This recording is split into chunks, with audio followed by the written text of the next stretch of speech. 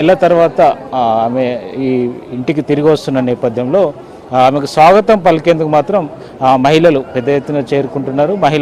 ఇటు బీఆర్ఎస్ సంబంధించినటువంటి నాయకురాలు, అదేవిధంగా ఆమె జాగృతికి అధ్యక్షురాలు కూడా ఉన్నారు. కాబట్టి గతంలో తెలంగాణ జాగృతి ఏర్పాటు చేసి తెలంగాణ వ్యాప్తంగా కాకుండా ఇటు ప్రపంచవ్యాప్తంగా కూడా బతుకమ్మ సెలబ్రేషన్స్ భారీ ఎత్తున చేసిన నేపథ్యంలో జాగృతి ఇందులో కీలక పాత్ర పోషించిన నేపథ్యంలో ఇటు జాగృతి క్యాడర్ కూడా ఉంది. ఈ నేపథ్యంలో వారు కూడా పెద్ద ఎత్తున చేరుకుంటున్నారు.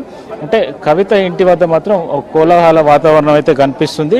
ఇది ఇటు పార్టీ శ్రేణులతో పాటుగా ముఖ్య నాయకులు కూడా కొంతమంది ఎమ్మెల్యేలు, ఎమ్మెల్సీలతో పాటుగా కొంతమంది పార్టీ సీనియర్ నాయకులు కూడా చేరుకుంటున్నారు.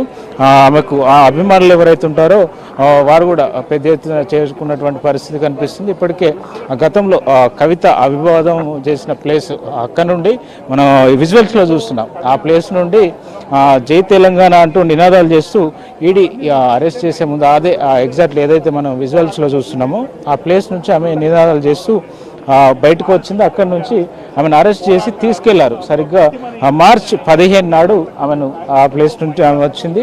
ఇప్పుడు అదే అక్కడి నుంచి లోపలికి ఎంటర్ అవుతారని చెప్పి ఆమె సన్నిహితులు చెప్తున్న పరిస్థితి కనిపిస్తుంది. అయితే మొత్తానికి ఇక్కడ ఈ కవిత ఇంటి వద్ద మాత్రం కోలాహల వాతావరణం అయితే కనిపిస్తుంది. చాలామంది ఇక్కడ కవిత రాక కోసం అయితే ఎదురు చూస్తున్నట్టు బీఆర్ఎస్ శ్రేణులు అయితే కవితమ్మ అంటే బతుకమ్మ అంటే తెలంగాణ ప్రతీక, పోరాటానికి ప్రతీక అని చెప్పి బీఆర్ఎస్ శ్రేణులు అయితే అభివర్ణిస్తున్నాయి.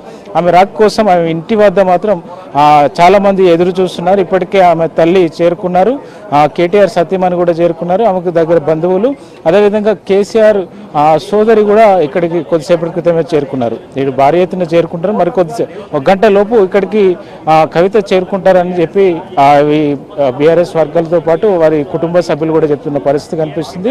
మొత్తానికి కవిత ఇంటి వద్ద మాత్రం ఒక కోలాహల వాతావరణం అయితే కనిపిస్తుంది. దీపిక.